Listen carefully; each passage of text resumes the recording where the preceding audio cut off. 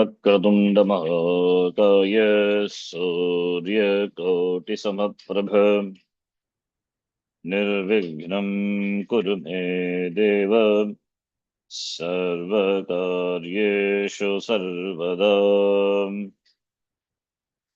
सरस्वती नमस्तुभ्यं वरदे कामरूपिणि विद्यारम्भं करिष्यामि सिद्धिर्भवतु मे सदा। गुरुर्ब्रह्मा गुरुर्विष्णुः गुरुर्देवो महेश्वरः गुरुः साक्षात् परं ब्रह्म तस्मै श्रीगुरवे नमः। ॐ सहना भवतु सहनौ भुनक्तु सह वीर्यं करवावहै तेजस्विनावधीतमस्तु मा विद्विषावहै। ॐ शान्ति शान्ति शान्तिः। अथ षष्ठोऽध्यायः ध्यानम्। ॐ नागाधीश्वर। Okay, arrange you only other. Okay, you will chant, others will listen. Om नागाधीश्वर विष्टरां फणिपनोथं सोरुरत्नावली वासद्देहलतां दिवाकरनिभां नेत्रत्रयोद्भासिताम्। Om Om नागाधीश्वरविष्टरां फणिपनोतं सोरुरत्नावली भास्वद्देहलताम्. It is compound, so one word. yes, Ratnavali yes. Bhaswat. So no pause in between.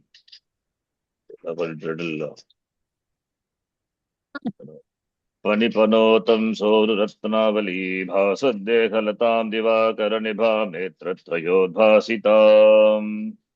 ॐ अथ षष्ठोऽध्यायः ध्यानम्। ॐ नागाधीश्वरविष्टरां फणिफणोत्तं सोरुरत्नावली भास्वद्देहलतां दिवाकरनिभान् नेत्रत्रयोद्भासिताम्। ॐ नागाधीश्वरविष्टरां फणिफणोत्तं सोरुरत्नावली भास्वद्देहलतां दिवाकरनिभान् नेत्रत्रयोद्भासिताम्। मालाकुम्भकपालनीरजकरां चन्द्रार्धचूडां परां सर्वज्ञेश्वर भैरवाङ्कनिलयां पद्मावतीं चिन्तये। मालाकुम्भकपालनीरजकराञ्चन्द्रार्धचूडां परां सर्वज्ञेश्वरभैरवाङ्कनिलयां पद्मावतीं चिन्तये। मालाकुम्भकपालनीरजकराञ्चन्द्रार्धचूडां परां सर्वज्ञेश्वरभैरवाङ्कनिलयां पद्मावतीं चिन्तये। ध्यानम्। ॐ नागाधीश्वरविष्ठरां फणिपनोतं सोरुरत्नावली भासद्देहलतां दिवाकरनिभां नेत्रत्रयोद्भासिताम्। मालाकुम्भकपालनीरजकरां चन्द्रार्धचूडां परां सर्वज्ञेश्वरभैरवाङ्कनिलयां पद्मावतीं चिन्तये। ॐ ऋषिरुवाच।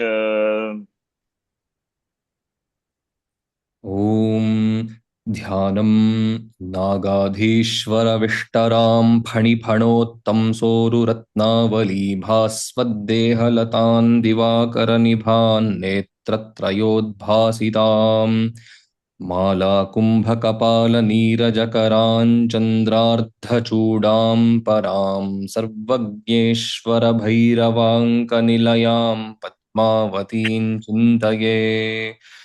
ॐ ऋषिरुवाच ॐ नागाधीश्वरविष्टरां फणिफणोत्तं सोरुरत्नावलीभास्वद्देहलतां दिवाकरनिभान् नेत्रत्रयोद्भासिताम् मालाकुम्भकपालनीरजकराञ्चन्द्रार्धचूडां पराम् सर्वज्ञेश्वरभैरवाङ्कनिलयां पद्मावतीं चिन्तये।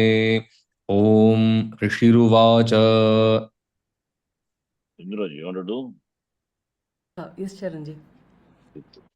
ध्यानम् ॐ नागाधीश्वरविष्टरां फणिफणोत्तं सोरुरत्नावली भास्वद्देहलतां दिवाकरनिभान् नेत्रत्रयोद्भासितां मालाकुम्भकपालनीरजकराञ्चन्द्रार्धचूडां पराम् सर्वज्ञेश्वरभैरवाङ्कनिलयां पद्मावतीं चिन्तये।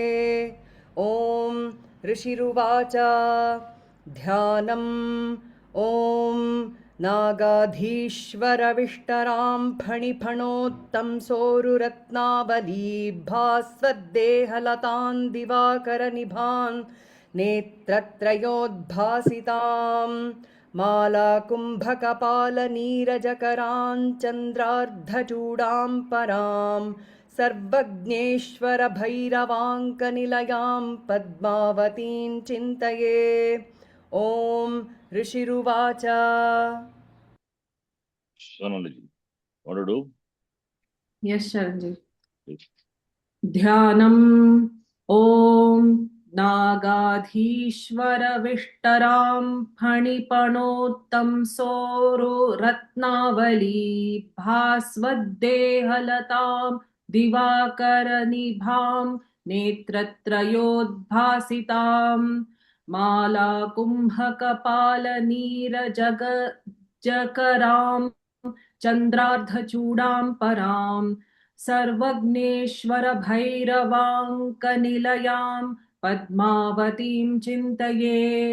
ॐ ऋषिरुवाच ॐ नागाधीश्वरविष्टरां फणिपणोत्तं तं सोरुरत्नावली भास्वद्देहलतां दिवाकरनिभां नेत्रत्रयोद्भासिताम् मालाकुम्भकपालनीरजकरां चन्द्रार्धचूडां परां सर्वज्ञेश्वरभैरवाङ्कनिलयां पद्मावतीं चिन्तये।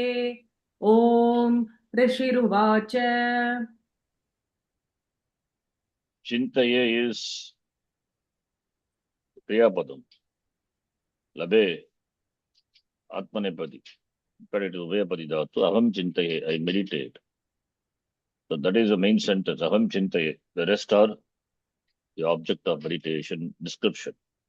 Aham Chintaye, Aham Kam Chintaye, I meditate upon Padmavati. Other words are all adjective to Padmavati. Sa Kidrishi, then it is given. Nagadishwar Vishtaram, Naganam Dishaha, Naga Adishwaraha. So, Vishtaram is a seat. She who is seated. Nagadishwara, Naganam Ishwaraha, Adishwaraha, Adipati, the Lord of Nagas. So, that is a seat for her.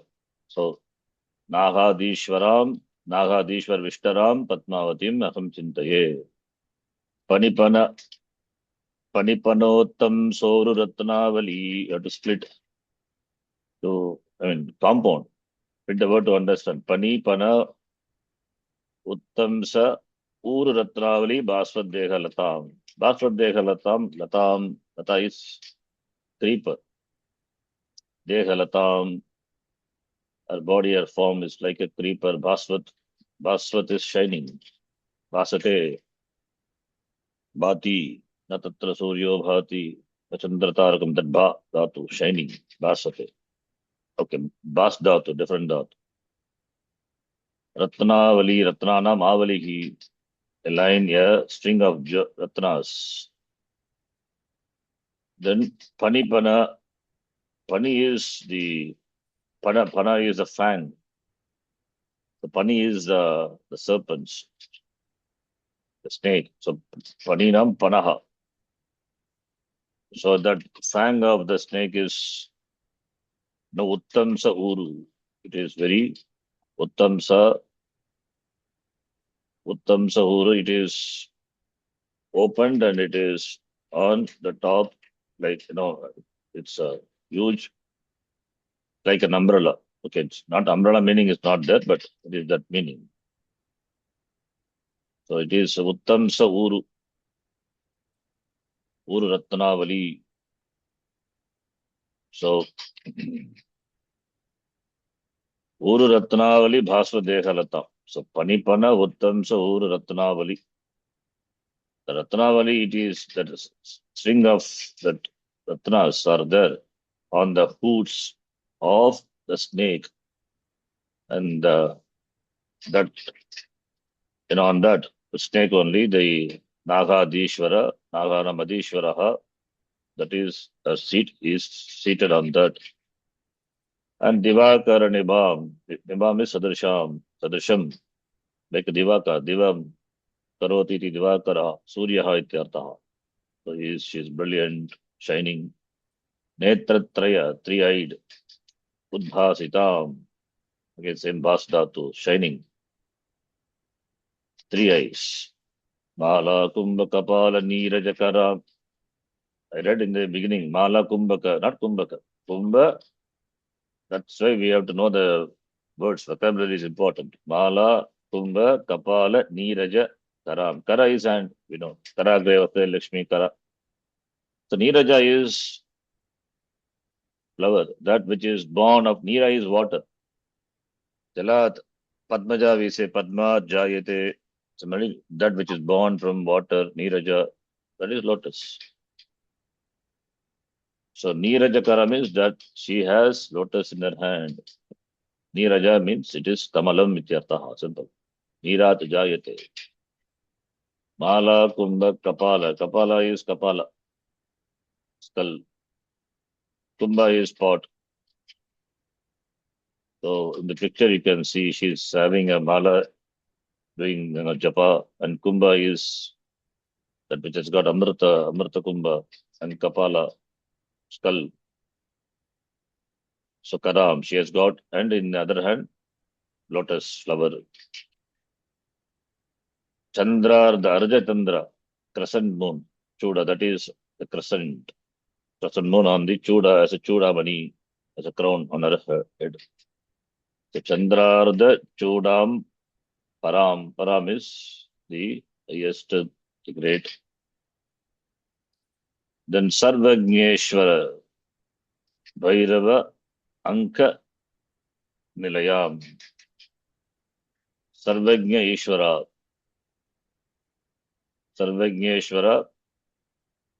Bhairava, Anka Nilayam. So Sarvagnyeshwara is Ishvara. So Sarvagnya Ishvara, Bhairava, Anka Nilayam. Bhairava is Bhairava. That is the Bhairava. Bhairava is a form of Shiva only. Deva, it is, but here it is. Bhairava is the Bhairava is a dog only, but it's a Raksha Devata, the Devata. So she's Sarvagnya Ishvara Bhairava. Sarvagnya, Anka is close, Anka Nilayam. So Nilaya is the place, abode, residence. So she lives closer to, Anka is near. Samipe to the Sarvagnya Ishvara and Bhairava. Bhairava is also a form of Lord Shiva only. So Sarvagnya. Bhairava in Kashi is the guardian deity who guards that city, Bhairava. They say, in fact, you have to visit either in the beginning or at the end, Bhairava. Then only the Kashi, the trip is complete. Otherwise, it is not, because it's the guardian deity. Sarvagnya Ishvara Bhairava Anka Nilayam, and Padmavati. All these are in Dvitiya Bhakti, Ekavachanam, describing the Padmavati. Saham Padmavati. So Padma is lotus. Padma, the one who has lotus. Or one who is Padmavati. Padmavati is the name of the goddess Padmavati. Okay, this not Vatu Prataya. Don't confuse with that. It's up like Dhimati, only Padmavati possible. I have not thought about that. I have to think what it is, how it is derived. Anyway, Padmavati is the name of the goddess. Saham Padmavatim Chintaye. I meditate on Padmavati. So we are in the Tritiya Charitam. So it is about Lakshmi. First is, I think we have seen Saraswati, Kali, and Tritiya Charitam starting from, I think, 5th chapter onwards, up to 13th chapter. This is the third part of the Mahatmya. So we are entering into the third part, 6 to 13. Uttama Charitra, Madhyama Charita, Pratama Charita, Madhyama Charita, Uttama Charita. Okay. Previous chapter was Duta Sambhada, Devi Duta Sambhada. And this chapter is Dhumra Lochana Vada. So Dhumra Lochana is one of the Asura. He is the chieftain of the Asuras, having reported by Sugriva. Sugriva is the Duta. He goes and reports to the Shumba and Nishumba. Then Shumba and Nishumba sends Dhumra Lochana, and Shridevi will finish him also. Therefore, the chapter is Dhumra Lochana Vada Nama Shashtodhyayaha. Okay, now shloka number 2. Rishiruvacha is Adha shloka. Not even Adha shloka, it is Uvacha. Uvacha also considered to be shloka. Adha shloka is, half of that will be Adha shloka. The previous chapter also you can see at the end how many Adha shlokas, how many Uvachas are given. 9 Uvacha and Triban Mantraha. So mantras, I don't know what is that, I have to check. Maybe shlokaha is 54. Total is 129. Counting everything, it is not Evam Aditaha 388. Total from the first chapter up to here, it is 388. Okay. Tripan Mantraha, you can see the Tripan Mantraha. To check what it is. Anyway. So Uvacha. Uvacha is considered to be the first mantra. Second one now. Itya Karnyavacho Devya Saduto Barshapuritaha. Itya Karnyavacho Devya Saduto Barshapuritaha. ॐ ऋषिरुवाच इत्याकर्ण्यवचो देव्याः सदूतो मर्षपूरितः इत्याकर्ण्यवचो देव्याः सदूतो मर्षपूरितः ॐ ऋषिरुवाच Chindra ji.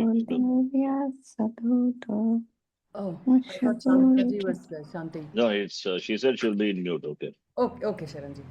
ॐ ऋषिरुवाच इत्याकर्ण्यवचो देव्याः सदूतो मर्षपूरितः इत्याकर्ण्यवचो देव्याः सदूतो मर्षपूरितः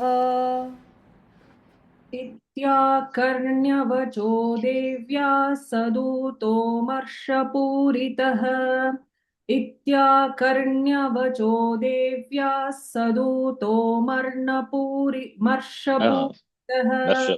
Yes. Marsha. Amarsha. Amarsha Puritaha. Amarsha is angry. Puritaha means filled up. Amarsha Puritaha. Okay. Sama Chashta Samagamya Daitya Rajaya Vistarat. Sama Chashta Samagamya Daitya Rajaya Vistarat.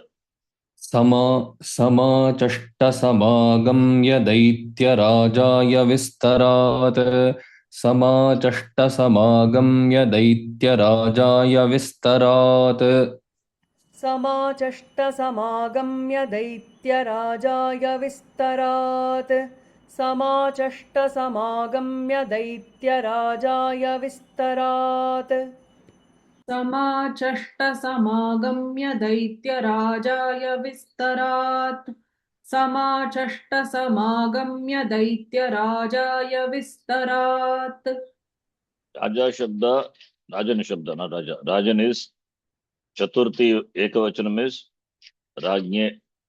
But here Rajaya is there. Do we have any word Rajaya? Rajaya, the word is not there in the language. But here it is a compound. In the compound, it is like a Rama Shabda only. Like we have the word Maharaja. Maharaja is Akaranta Shabda. Similarly, Daitya Raja. Daitya Nam Raja. Compound will be Daitya Raja, Akaranta Shabda. Therefore, Ramaya, like Daitya Raja, like Ramaya Shabda, Chaturthi. Iti Akarniya, having listened to what Devyaha Vachaha. Vachaha is words. Words of the Devi. Vachaha is Dvitiya Bhakti Ekavachanam. Devyaha Vachaha Akarniya iti Akarniya. Saha Kaha, that messenger, Sugrivaha, Dutaha, Saha Dutaha, Amasya Puritaha, Kruddaha, Krodena Puritaha, Ityarthaha, Puritaha, filled up. Then Daitya Raja, approaching Samagamya, went to Daitya Raja, Daityanam Raja, and Samyak Achashta, Samachashta. Achashta means Uktavan, told. Oh yes, Vistarat, Vistarena or Vistarat, elaborate, he reported. Ityakarnyavachо devya saduto marshapuritaha samachashta samagamya daitya rajaya vistarat. इत्याकर्ण्यवचो देव्याः सदूतो मर्षपूरितः समाचष्टसमागम्य दैत्यराजाय विस्तरात् इत्याकर्ण्यवचो देव्याः सदूतो मर्षपूरितः समाचष्टसमागम्य दैत्यराजाय विस्तरात् इत्याकर्ण्यवचो देव्याः सदूतो मर्षपूरितः समाचष्टसमागम्य दैत्यराजाय विस्तरात् इत्याकर्ण्यवचो देव्याः सदूतो मर्षपूरितः समाचष्टसमागम्य दैत्यराजाय विस्तरात् इत्याकर्ण्यवचो देव्या सदूतो मर्षपूरितः समाचष्टसमागम्य दैत्यराजाय विस्तरात् इत्याकर्ण्यवचो देव्या सदूतो मर्षपूरितः समाचष्टसमागम्य दैत्यराजाय विस्तरात् Tasya dutasya tadvakyamakarnya surarattataha तस्य दूतस्य तद्वाक्यमाकर्ण्यासुरराट्ततः तस्य दूतस्य तद्वाक्यमाकर्ण्यासुरराट्ततः तस्य दूतस्य तद्वाक्यमाकर्ण्यासुरराट्ततः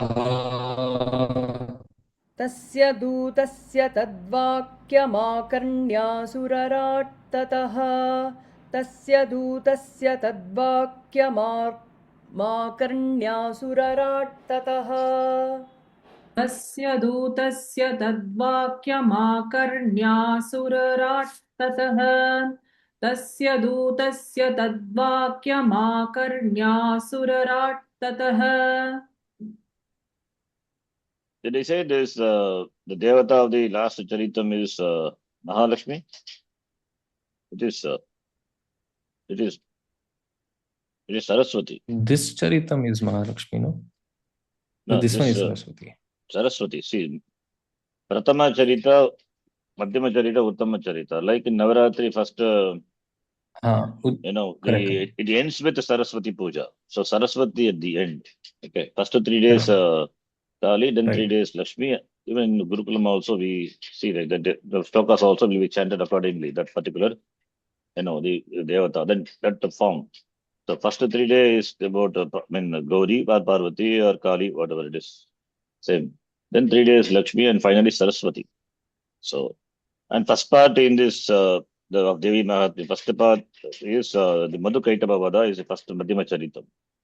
Second Charitam is what we saw, Mahishasura Vada. Third Charitam onwards, only Shumba Nishumba. Shumba Nishumba Vada has not yet happened, it is going to come. So it is a bigger one. First fighting with the family and then Duta Samba, fighting with the commander in chief, killing them, and then Duta Sambada. And now it is Dhumalochana Vada, Dhumalochana Vada, then Shumba and Shumba, it will come like that. Okay. So third part is Saraswati. The first part, the Pratama Charitasya Devata is Kali, and Asuras killed were Madhu and Kaitaba. Second part it is Mahalakshmi, and Asura was Mahishasura. Third is Saraswati. There the Asuras, the twins, the two Asuras, Shumba and Shumba. See, I remember the Kali, Kali, Mahalakshmi and Saraswati. Saraswati at the end. That is why we have Saraswati Puja at the conclusion. Then Navaratri, after that we do Puja, right? Saraswati Puja, Vijay Dashami, Saraswati Puja. So this is last Charita. That is Uttama Charita at the end. So therefore, Antima Charita. Therefore, the goddess is Saraswati. Okay, Saraswati.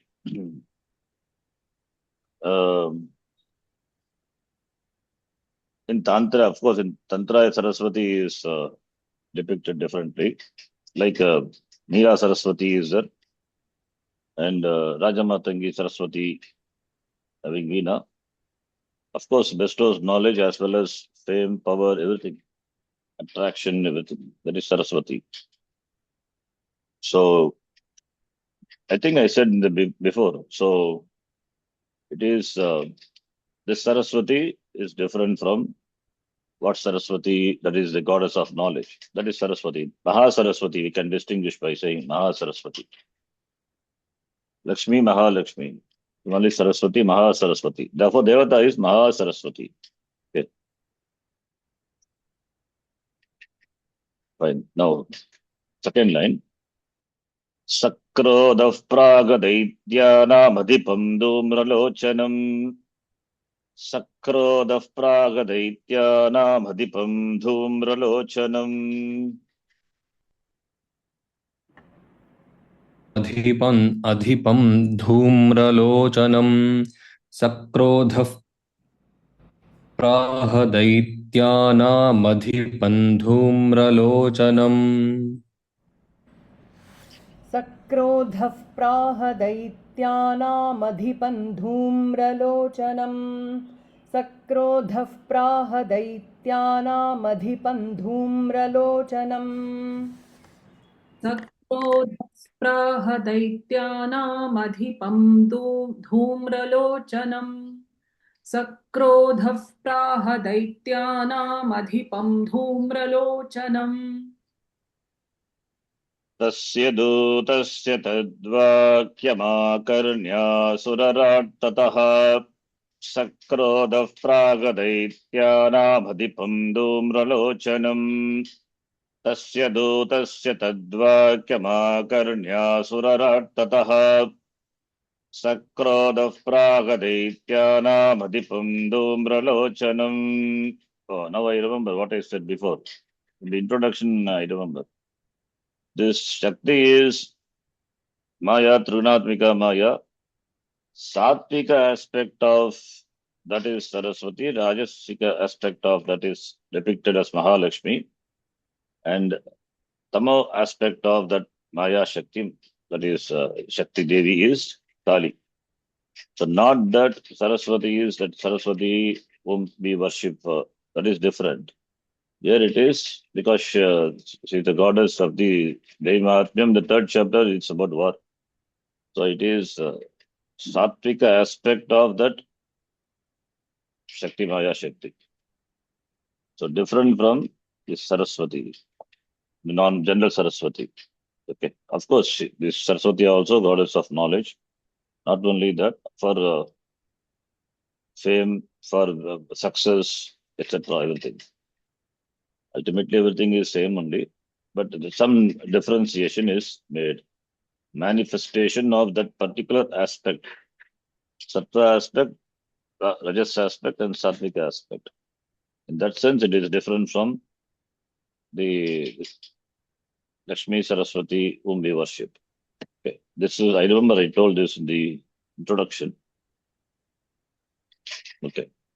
Karanji, that these three forms that she takes, she and the asuras that she fights, is it that she is fighting the limitations of those each of those three gunas? So in the final one, as Saraswati, she is fighting the limitation of sattva guna. Is it like that? Not like that. See, in this last chapter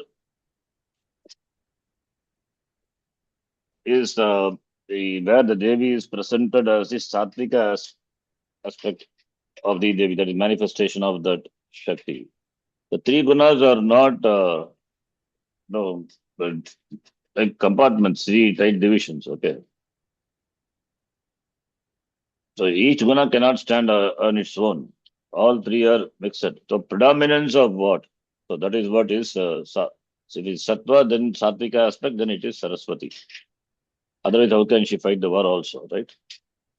And of course, Shumba and Nishumba, they stand for the negative forces, what is seen in human beings. So therefore, that is fought. Okay. So we have got different demonic forces inside. Certain things we have to handle with our tamasic aspect. Certain things rajasic aspect. Certain things sattvic aspect. So in that sense, okay. Not all can be handled in the same way. Kama, Krodha, Lobha, Moha, Mada, Matsarya, and all other negative tendencies, whatever. These are depicted in the form of the negative forces or asuras. They cannot be handled in the same way. So each have to be handled depending on the strength, they handle differently. So therefore, therefore the Devi also is presented, who destroy these forces, presented in differently. Ultimately, it is all one Devi only. The gunas combined, only it is Maya Shakti. Okay. Which aspect is more? That determines that avatara. Okay. Please stand. Done, right? Tasya dutasya. Yeah, please do. No. We have not chanted.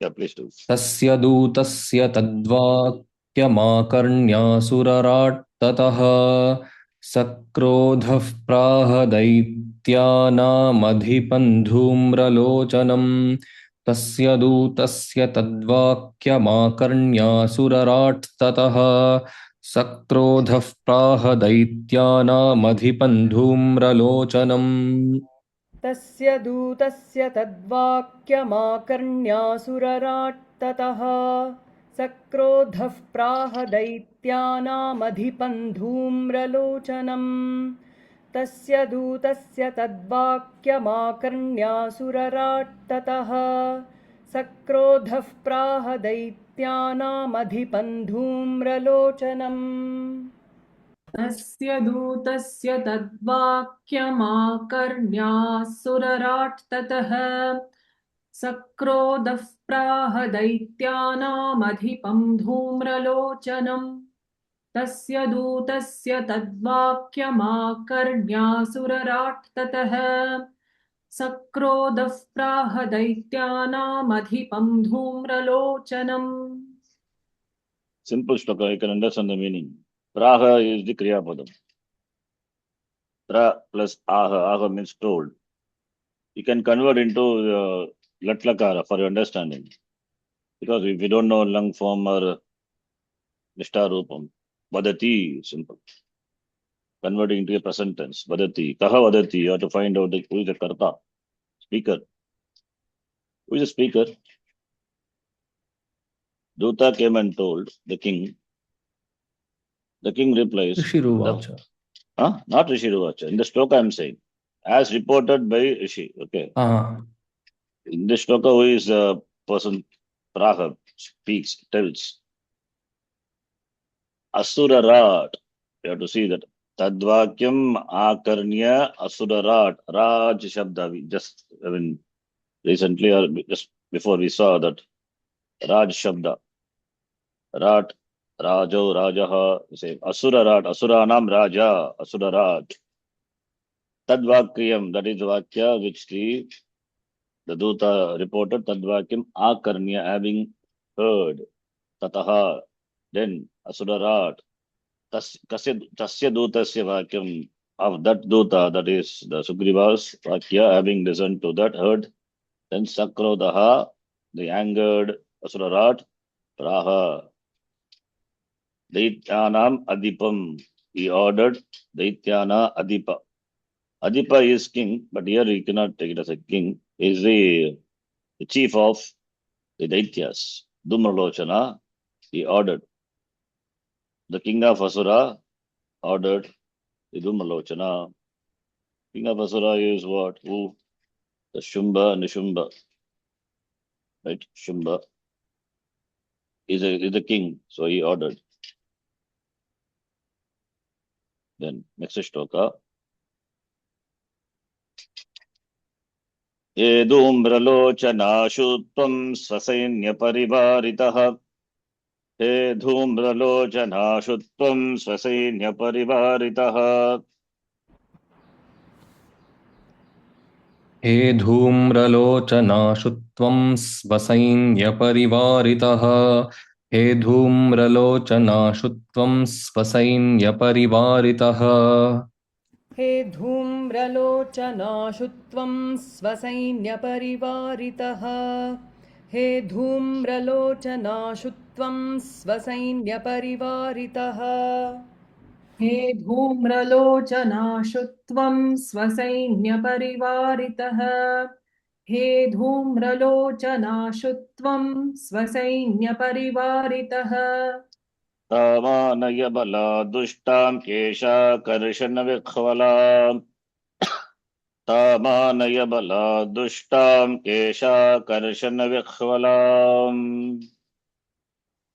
तामानयबलाद्दुष्टाङ्केशाकर्षणविह्वलाम् तामानयबलाद्दुष्टाङ्केशाकर्षणविह्वलाम् तामानयबलाद्दुष्टाङ्केशाकर्षणविह्वलाम् तामानयबलाद्दुष्टाङ्केशाकर्षणविह्वलाम् तामानयबलाद्दुष्टां केशाकर्षणविह्वलाम् तामानयबलाद्दुष्टां केशाकर्षणविह्वलाम् हे धूम्रलोचनाशु त्वं स्वसैन्यपरिवारितः तामानय बला दुष्टां केशाकर्षण विह्वलाम् हे धूम्रलोचनाशुत्वं स्वसैन्यपरिवारितः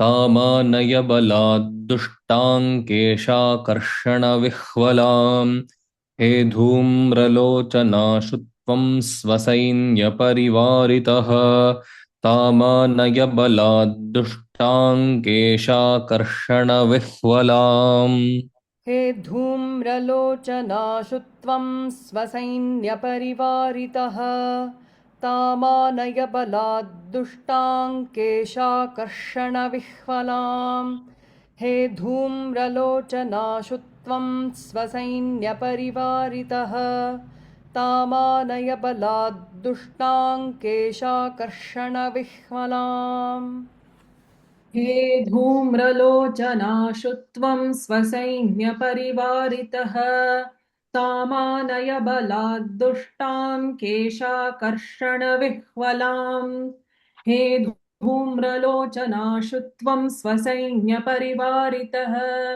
तामानय बलाद्दुष्टां केशाकर्षणविह्वलाम्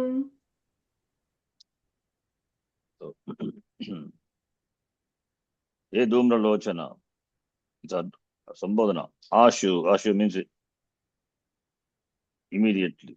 Ashutvam. Tvam anaya kriya padam. Tam anaya. You bring her. Tam anaya, ashu, immediately. And balat, forcefully. And you go with swasainya parivaritaha. With your army, parivaritaha. Sainya parivaritaha, along with the army. Tam anaya balat and dushtam. So the dushta is feeling dushta, feelinga. She who is dushta, and you bring her how? Kesha karshana vikhvalam. Kesheshu karshanam. That is vikhvalam. Kesha karshana krishdatu karshati karshataha. Keshe. That is keshe akarshana. Akarshana attractive, but here it is pulling. So you drag her by pulling her hair here. Vikhvalam is the one afflicted. So you cause affliction to her by dragging by her. Balat, forcefully, that dushtam, tam, that you bring her. Tam anaya iti. Who says Shumba? That is Shumba and Nishumba. Yeah, the Daityanam Asurarat. What Asurarat is one person, therefore Shumba is what is in the context. The previous chapter also we saw this. Shumba only sent the Duta. Therefore Shumba we can take. Shumba says. Two is Dhumralochana, the Senanam Adipaha. Next shloka. Shloka number 5. Tat paritranadakhaschidyadi votishtate paraha. Tat paritranadakhaschidyadi votishtate paraha. तत्परित्राणदः कश्चिद्यदि वोत्तिष्ठते परः तत्परित्राणदः कश्चिद्यदि वोत्तिष्ठते परः तत्परित्राणदः कश्चिद्यदि वोत्तिष्ठते परः तत्परित्राणदः कश्चिद्यदि वोत्तिष्ठते परः तत्परित्राणदः कश्चिद्यदि वोत्तिष्ठते परः तत्परित्राणदः कश्चिद्यदि वोत्तिष्ठते परः सहन्तव्यो मरो वापि यक्षो गन्धर्ववेव वा सहन्तव्यो मरो वापि यक्षो गन्धर्व एव वा सहन्तव्यो मरो वापि यक्षो गन्धर्व एव वा सहन्तव्यो मरो वापि यक्षो गन्धर्व एव वा सहन्तव्यो मरो वापि यक्षो गन्धर्व एव वा सहन्तव्यो मरो वापि यक्षो गन्धर्व एव वा सहन्तव्यो मरो वापि यक्षो गन्धर्व एव वा सहन्तव्यो मरो वापि यक्षो गन्धर्व एव वा तत्परित्राणदः कश्चिद्यदि वो तिष्ठते परः सहन्तव्यो मरो वापि यक्षो गन्धर्व एव वा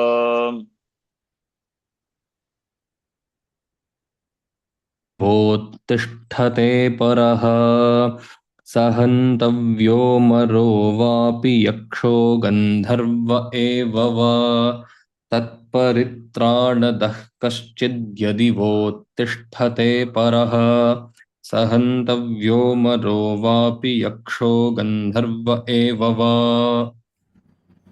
तत्परित्राणदः कश्चिद्यदि वोत्तिष्ठते परः सहन्तव्यो मरो वापि यक्षो गन्धर्व एव वा तत्परित्राणदः कश्चिद्यदि वोत्तिष्ठते परः सहन्तव्यो मरो वापि यक्षो गन्धर्व एव वा तत्परित्राणदः कश्चिद्यदि वोत्तिष्ठते परः सहन्तव्यो मरो व्यापि यक्षो गन्धर्व एव वा तत्परित्राणदः कश्चिद्यदि वोत्तिष्ठते परः सहन्तव्यो मरो वापि यक्षो गन्धर्व एव वा Simple, you can understand. यदि कश्चित् उत्तिष्ठते अपरः, if someone उत्तिष्ठते blocks you, stops you. Uttisthate is getting up, but here it is not. Uttisthate is somebody's. Uttisthate stands, to protect her, to protect the Devi. Tat paritranadha, tat tasyaha paritranadaha. So gives paritranam, protection, dadati. If anyone, that is the word paritranadha is paritranam, tat tasyaha paritranam, tat paritranam, yaha dadati, saha, tat paritranadaha, kaschit, whoever protects her, uttisthate in between, coming and stopping, stands up to you. So saha should be killed, whether it is amaraha, let it be devas or yaksha or gandharva, whoever it is, kill them. He says, then Rishiruvacha tena ज्ञप्तस्ततः शीघ्रं सदैत्यो धूम्रलोचनः तेना ज्ञप्तस्ततः शीघ्रं सदैत्यो धूम्रलोचनः ऋषिरुवाच तेनाज्ञप्तस्ततः शीघ्रं सदैत्यो धूम्रलोचनः ऋषिरुवाच तेनाज्ञप्तस्ततः शीघ्रं सदैत्यो धूम्रलोचनः ऋषिरुवाच तेनाज्ञप्तस्ततः शीघ्रं सदैत्यो धूम्रलोचनः तेनाज्ञप्तस्ततः शीघ्रं सदैत्यो धूम्रलोचनः तेनाज्ञप्तस्ततः शीघ्रं सदैत्यो धूम्रलोचनः तेनाज्ञप्तस्ततः शीघ्रं सदैत्यो धूम्रलोचनः मृतषष्ट्या सहस्राणामसुराणां द्रुतं ययौ मृतषष्ट्या सहस्राणामसुराणां द्रुतं ययौ वृतषष्ट्या सहस्राणामसुराणां द्रुतं ययौ वृतषष्ट्या सहस्राणामसुराणां द्रुतं ययौ वृतषष्ट्या सहस्राणामसुराणां द्रुतं ययौ वृतषष्ट्या सहस्राणामसुराणां द्रुतं ययौ वृतषष्ट्या सहस्राणामसुराणां द्रुतं ययौ वृतः षष्ट्या सहस्राणाम् असुराणां द्रुतं ययौ तेना ज्ञप्तस्ततः शीघ्रं सदैत्यो धूम्रलोचनः वृतः षष्ट्या सहस्राणामसुराणां द्रुतं ययौ ऋषिरुवाच तेनाज्ञप्तस्ततः शीघ्रं सदैत्यो धूम्रलोचनः वृतः षष्ट्या सहस्राणामसुराणां द्रुतं ययौ ऋषिरुवाच तेनाज्ञप्तस्ततः शीघ्रं सदैत्यो धूम्रलोचनः वृतः षष्ट्या सहस्राणामसुराणां द्रुतं ययौ ऋषिरुवाच तेनाज्ञप्तस्ततः शीघ्रं सदैत्यो धूम्रलोचनः वृतः षष्ट्या सहस्राणामसुराणां द्रुतं ययौ तेनाज्ञप्तस्ततः शीघ्रं सदैत्यो धूम्रलोचनः वृतः षष्ट्या सहस्राणामसुराणां द्रुतं ययौ ऋषिरुवाच तेनाज्ञाप्तस्ततः शीघ्रं सदैत्यो धूम्रलोचनः वृतः षष्ट्या सहस्राणामसुराणां द्रुतं ययौ तेनाज्ञप्तस्ततः शीघ्रं सदैत्यो धूम्रलोचनः वृत्तः षष्ट्या सहस्राणामसुराणां द्रुतं ययौ not vrutashtya, Okay, sorry. not vrutashtya. Okay. ततः तेन आज्ञप्तः तेन असुरेण असुर राजा असुर राजा आज्ञप्तः ordered by the king of Asura शीघ्रं सः दैत्यः धूम्रलोचनः immediately that daitya asura dhumralochana षष्ट्या सहस्राणाम सहस्रा is 1000 so षष्ट्या is 60 Shashti 60 so 60,000 asuranam suppose a huge army vritaha avritaha so it is surrounded by 60 when he led 60,000 army dhrutam immediately yayo he went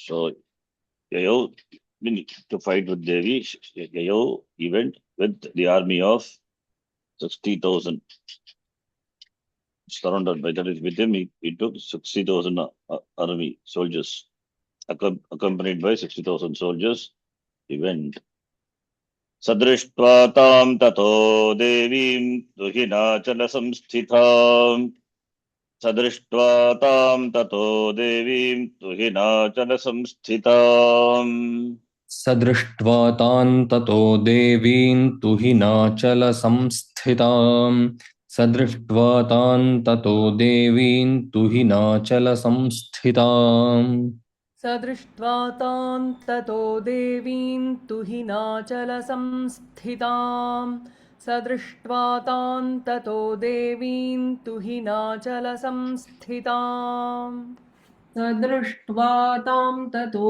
देवीं तुहिनाचलसंस्थिताम् सदृष्ट्वा तां ततो देवीं तुहिनाचलसंस्थिताम् जगादोच्चैः प्रयाहीति मूलं शुम्भनिशुम्भयोः जगादोच्चैः प्रयाहीति मूलं शुम्भनिशुम्भयोः जगादोच्चैः प्रयाहीति मूलं शुम्भनिशुम्भयोः जगादोच्चैः प्रयाहीति मूलं शुम्भनिशुम्भयोः जगादोच्चैः प्रयाहीति मूलं शुम्भनिशुम्भयोः जगादोच्चैः प्रयाहीति मूलं शुम्भनिशुम्भयोः जगादोच्चैः प्रयाहीति मूलं शुम्भनिशुम्भयोः जगादोच्चैः प्रयाहीति मूलं शुम्भनिशुम्भयोः स दृष्ट्वा तां ततो देवीं तुहिनाचलसंस्थिताम् जगादोच्चैः प्रयाहीति मूलं शुम्भनिशुम्भयोः स दृष्ट्वा तान् ततो देवीन् तुहिनाचलसंस्थिताम् जगादोच्चैः प्रयाहीति मूलं शुम्भनिशुम्भयोः स दृष्ट्वा तान् ततो देवीन् तुहिनाचलसंस्थिताम् जगादोच्चैः प्रयाहीति मूलं शुम्भनिशुम्भयोः स दृष्ट्वा तान् ततो देवीन् तुहिनाचलसंस्थितां जगादोच्चैः प्रयाहीति मूलं शुम्भनिशुम्भयोः स दृष्ट्वा तान् ततो देवीन् तुहिनाचलसंस्थितां जगादोच्चैः प्रयाहीति मूलं शुम्भनिशुम्भयोः स दृष्ट्वा तां ततो देवीं तुहिनाचलसंस्थितां जगादोच्चैः प्रयाहीति मूलं शुम्भनिशुम्भयोः स दृष्ट्वा तां ततो देवीं तुहिनाचलसंस्थितां जगादोच्चैः प्रयाहीति मूलं शुम्भनिशुम्भयोः सः धूम्रलोचनः तां देवीं दृष्ट्वा, having seen the Devi, and she was Tuginachala Samstita Devi, that is Tuginachala Samstitam Devim. Devi means karma, Dvitiya Vibhakti, therefore the adjective also Tuginachala Samstitam, it is Dvitiya Vibhakti. Tugina Achala, Achala is mountain. Na Chalati doesn't move, stationary, that is mountain. Tugina is snow. So Himachala ityartaha. So she who resides in the Tuhinachala, Himachala, Tam Devim Drishtva, that Padumalochana, Jagada. Jagada means Gadati, he told. Jagada Litlakara, remote past. Uktavan Vadati, simple. That's the sentence we can take. Uchcheyi Vadati, he told her loudly. Prayagi, Lotlakara, Prayagi, go. Iti Moolam Shumba Nishumba Yogo, Prayagi. Moolam Shumba Nishumba Yogo, Prayagi, it is within quote. We don't have punctuation in Sanskritam. That's why iti, the word is there. Go to Moola, go to Rishumba and Rishumba. Prayagi, Tvam, Moolam, Shumba Nishumba Yogo, Moolam, Prayagi. Iti, Dhumarlochanaha, Jagada Uttavan. Next shloka. Nachet Prityadya Bhavati Madbhartharamupayishyati. Nachet Prityadya Bhavati Madbhartharamupayishyati. न चेत् प्रीत्याद्य भवति मद्भर्तारमुपैष्यति न चेत् प्रीत्याद्य भवति मद्भर्तारमुपैष्यति न चेत् प्रीत्याद्य भवति मद्भर्तारमुपैष्यति न चेत् प्रीत्याद्य भवति मद्भर्तारमुपैष्यति न चेत् प्रीत्याद्य भवति मद्भर्तारमुपैष्यति न चेत् प्रीत्याद्य भवति मद्भर्त्यारमुपैष्यति ततो बलान्नयां येष केशाकर्षणविह्वलाम् ततो बलान्नयां येष केशाकर्षणविह्वलाम् ततो बलान्नयां येष केशाकर्षणविह्वलाम् ततो बलान्नयां येष केशाकर्षणविह्वलाम् ततो बलान्नयां येष केशाकर्षणविह्वलाम् ततो बलान्नयां येष केशाकर्षणविह्वलाम् ततो बलान्नयाम्येष केशाकर्षणविह्वलाम् ततो बलान्नयायेष केशाकर्षणविह्वलाम् न चेत् प्रीत्याद्य भवति मद्भर्तारमुपैष्यति ततो बलान्नयां येष केशाकर्षणविह्वलाम् न चेत् प्रीत्याद्य भवति मद्भर्तारमुपैष्यति ततो बलान्न याम्येष केशाकर्षणविह्वलाम् न चेत् प्रीत्याद्य भवति मद्भर्तारमुपैष्यति ततो बलान्न याम्येष केशाकर्षणविह्वलाम् न चेत् प्रीत्याद्य भवति मद्भर्तारमुपैष्यति ततो बलान्न याम्येष केशाकर्षणविह्वलाम् न चेत् प्रीत्याद्य भवति मद्भर्तारमुपैष्यति ततो बलान्न याम्येष केशाकर्षणविह्वलाम् न चेत् प्रीत्याद्य भवति मद्भर्त्यारमपैष्यति ततो बलान्न याम्येष केशाकर्षणविह्वलाम् न चेत् प्रीत्याद्य भवति मद्भर्त्यारमपैष्यति ततो बलान्न याम्येष केशाकर्षणविह्वलाम् Here interesting and Sandhi is Upaishyati. What Sandhi?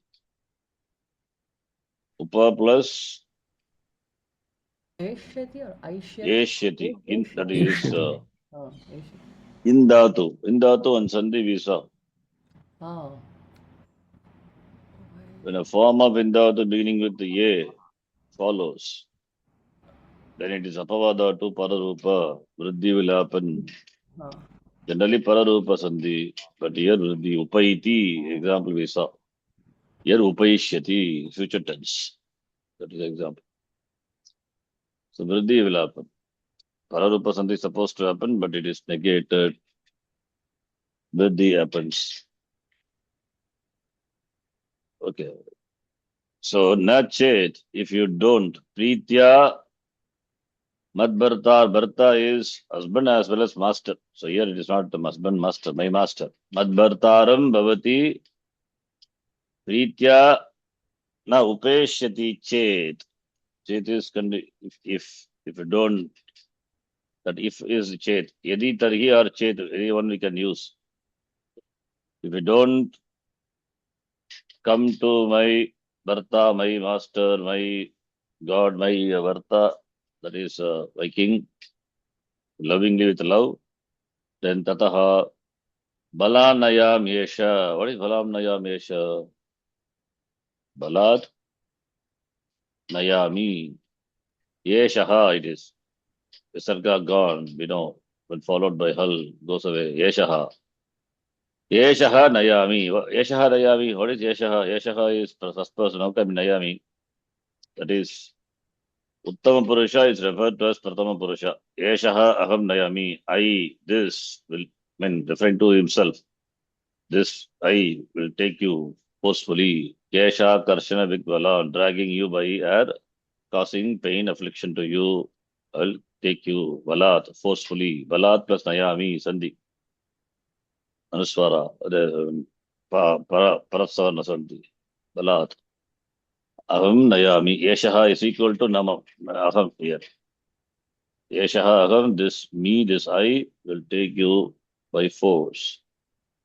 Devyuvacha दैत्येश्वरेण प्रहितो बलवान् बलसंवृतः दैत्येश्वरेण प्रहितो बलवान् बलसंवृतः देव्युवाच दैत्येश्वरेण प्रहितो बलवान् बलसंवृतः देव्युवाच दैत्येश्वरेण प्रहितो बलवान् बलसंवृतः देव्युवाच दैत्येश्वरेण प्रहितो बलवान् बलसंवृतः दैत्येश्वरेण प्रहितो बलवान् बलसंवृतः देव्युवाच दैत्येश्वरेण प्रहितो बलवान् बलसंवृतः देव्युवाच दैत्येश्वरेण प्रहितो बलवान् बलसंवृतः बलान्नयसि मामेवं ततः किं ते करोम्यहम् बलान्नयसि मामेवं ततः किं ते करोम्यहम् बलान्नयसि मामेवं ततः किं ते करोम्यहम् बलान्नयसि मामेवं ततः किं ते करोम्यहम् बलान्नयसि मामेवं ततः किं ते करोम्यहम् बलान्नयसि मामेवं ततः किं ते करोम्यहम् बलान्नयसि मामेवं ततः किं ते करोम्यहम् बलान्नयसि मामेवं ततः किं ते करोम्यहम् दैत्येश्वरेण प्रहितो बलवान् बलसंवृतः बलान्नयसि मामेवं ततः किं ते करोम्यहम्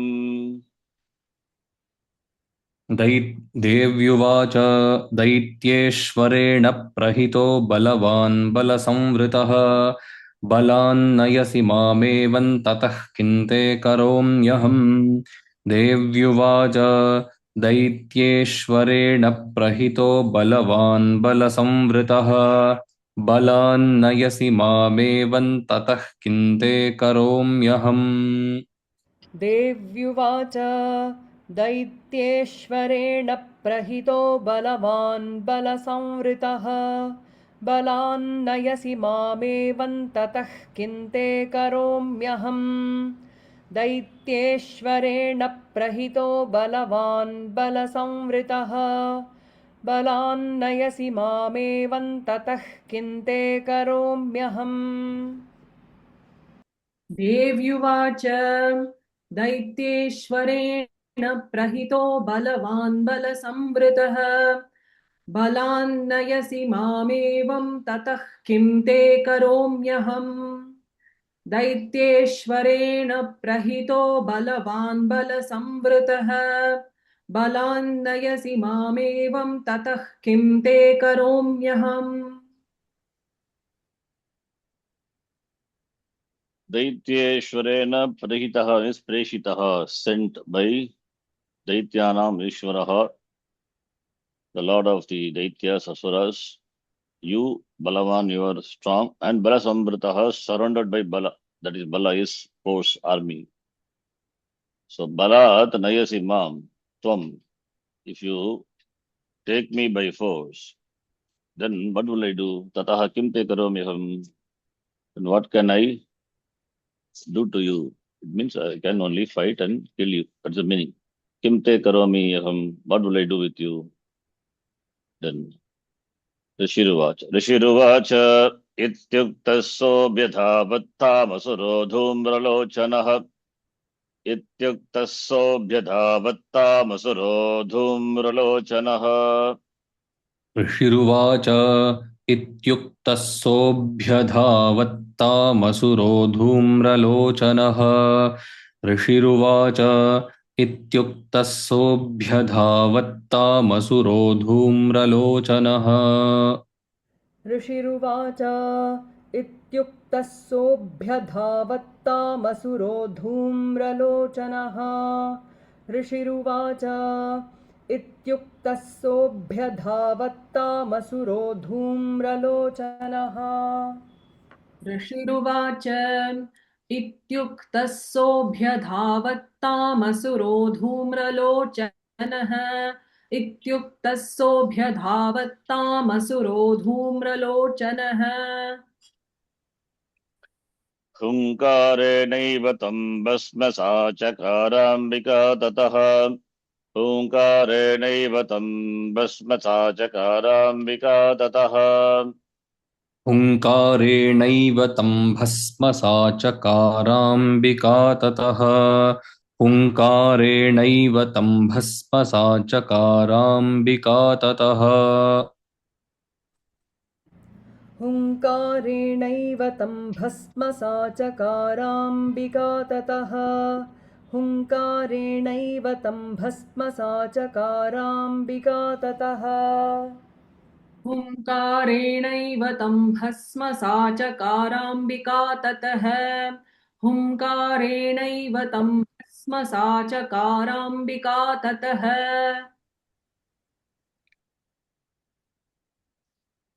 इति उक्तः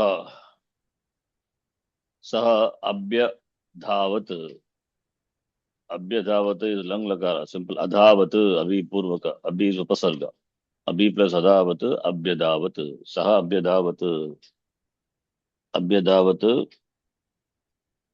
means he jumped. I mean अभ्यधावत् dav is to jump. So अभ्यधावत् means he ran towards tam. This asuraha Dhumalochanaha Abhyadavata ran towards her. And what did she do? Ambika Tataha Tam Unkarena Basma Chakara. She just reduced him to ashes by saying Hum. Hum is mantra, the Bijakshara. Hum. Just by uttering Hum, Unkarena Sa Chakara means she did. What? Tam Asuram Dhumalochanam Basma. Reduce him to Basma, ashes. Tataha Ambika. Atha Kruddham Mahasainyamasuranam Tathambika. Atha Kruddham Mahasainyamasuranam Tathambika. अथ क्रुद्धं महासैन्यमसुराणां तथाम्बिका अथ क्रुद्धं महासैन्यमसुराणां तथाम्बिका अथ क्रुद्धं महासैन्यमसुराणां तथाम्बिका अथ क्रुद्धं महासैन्यमसुराणां तथाम्बिका अथ क्रुद्धं महासैन्यम् असुराणां तथाम्बिका अथ क्रुद्धं महासैन्यम् असुराणां तथाम्बिका ववर्षसायकैस्तीक्ष्णैस्तथा शक्तिपरश्वधैः ववर्षसायकैस्तीक्ष्णैस्तथा शक्तिपरश्वधैः ववर्षसायकैस्तीक्ष्णैस्तथा शक्तिपरश्वधैः ववर्षसायकैस्तीक्ष्णैस्तथा शक्तिपरश्वधैः ववर्षसायकैस्तीक्ष्णैस्तथा शक्तिपरश्वधैः ववर्षसायकैस्तीक्ष्णैस्तथा शक्तिपरश्वधैः ववर्षसायकस्तीक्ष्णैस्तथा शक्तिपरश्वधैः ववर्षसायकैस्तीक्ष्णैस्तथा शक्तिपरश्वधैः अत क्रुद्धं महासैन्यमसुराणां तथाम्बिका ववर्षसायकैस्तीक्ष्णैस्तथा शक्तिपरश्वधैः अथ क्रुद्धं महासैन्यमसुराणां तथाम्बिका ववर्षसायकैस्तीक्ष्णैस्तथा शक्तिपरश्वधैः अथ क्रुद्धं महासैन्यमसुराणां तथाम्बिका ववर्षसायकैस्तीक्ष्णैस्तथा शक्तिपरश्वधैः अथ क्रुद्धं महासैन्यमसुराणां तथाम्बिका ववर्षसायकैस्तीक्ष्णैस्तथा शक्तिपरश्वधैः अथ क्रुद्धं महासैन्यमसुराणां तथाम्बिका ववर्षसायकैस्तीक्ष्णैस्तथा शक्तिपरश्वधैः अथ क्रुद्धं महासैन्यम् असुराणां तथाम्बिका ववर्षसायकैस्तीक्ष्णैस्तथा शक्तिपरश्वधैः अथ क्रुद्धं महासैन्यम् असुराणां तथाम्बिका ववर्षसायकैस्तीक्ष्णैस्तथा शक्तिपरश्वधैः Atha Krudam Mahasainyam, having seen the Dhumarlochana reduced to ashes, then the Mahasainyam Krudam Mahasainyam Ambikam Vavarsha angered the army. Vavarsha is showered. Varshati is showering. Varsha, remote past. Vavarsha, showered. What? By Sayakaihi Tikshnahi, by Sayaka is arrow, by sharp arrows, and Shakti, javelin, Parashu. With all this, they showered Devi. It means they attacked the Devi with all the weapons. Okay. Tato Dhutasatakopat Krutva Nadam Subhairavam. Tato Dhutasatakopat Krutva Nadam Subhairavam. ततोद्धुतसटः कोपात् कृत्वा नादं सुभैरवम् ततोद्धुतसटः कोपात् कृत्वा नादं सुभैरवम् ततोद्धुतसटः कोपात् कृत्वा नादं सुभैरवम् ततोद्धुतसटः कोपात् कृत्वा नादं सुभैरवम् ततोद्धुतसटः कोपात् कृत्वा नादं सुभैरवम् ततोद्धुतसकः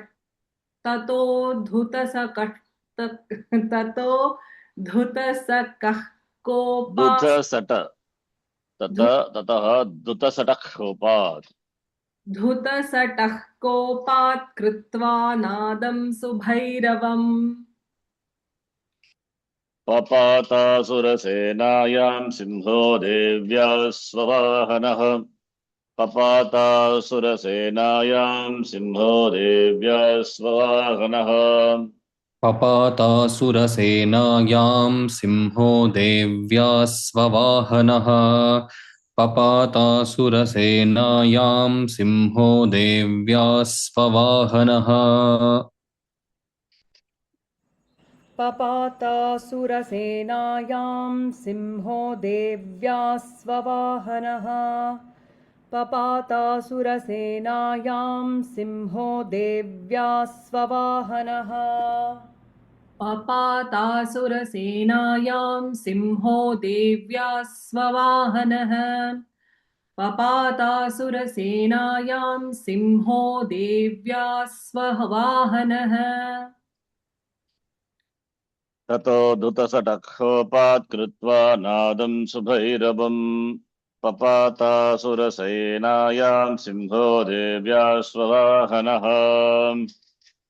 ततोद्धुतसटः कोपात् कृत्वा नादं सुभैरवम् पपातासुरसेनायां सिंहो देव्यास्ववाहनः ततोद्धुतसटः कोपात् कृत्वा नादं सुभैरवम् पपातासुरसेनायां सिंहो देव्यास्ववाहनः ततोद्धुतसटः कोपात् कृत्वा नादं सुभैरवम् पपातासुरसेनायां सिंहो देव्यास्ववाहनः ततोद्धुतसटः कोपात् कृत्वा नादं सुभैरवम् पपातासुरसेनायां सिंहो देव्यास्ववाहनः ततोद्धुतसटः कोपात् कृत्वा नादं सुभैरवम् पपातासुरसेनायां सिंहो देव्यास्ववाहनः ततोद्धुतसटः कोपात् कृत्वा नादं सुभैरवम् पपातासुरसेनायां सिंहो देव्यास्ववाहनः Tataha then Devyaha Swavahanah Simha, the lion, Vaganam of Devi. Kopad Dhutasataha. Dhutasataha is a compound. Tutaha, Sataha, Yena Saha. Tuta is shaking. Sata is the mane. So shaking the mane. Then this Simha Kopat angrily Suvairavam, Nadam Suvairavam, so making noise, thunderous noise. Asura Senayam Papata. Papata is a remote past. Patdat, causative. Fall upon the army Asura Senayam, Asura Senayam Papata. Jumped upon, fell upon the army of the Asuras. This shloka is a small chapter, only 21 shlokas, but anyway, we'll stop here. Dhumralochana Vada. We will continue. 16th shloka from the next class. Okay. Om Purnamadah Purnamidham Purnat Purnamudachyate Purnasya Purnamadhaya Purnamevavashishyate. Om Shanti Shanti Shanti. Harihi Om Shri Gurubhyo Namaha. Harihi Om. Dhanyavadaha. ಧನ್ಯವಾದ ಶರಣ್ಜಿ. ಧನ್ಯವಾದ ಶರಣ. ಧನ್ಯವಾದ ಶರಣ್ಜಿ. ಧನ್ಯವಾದ.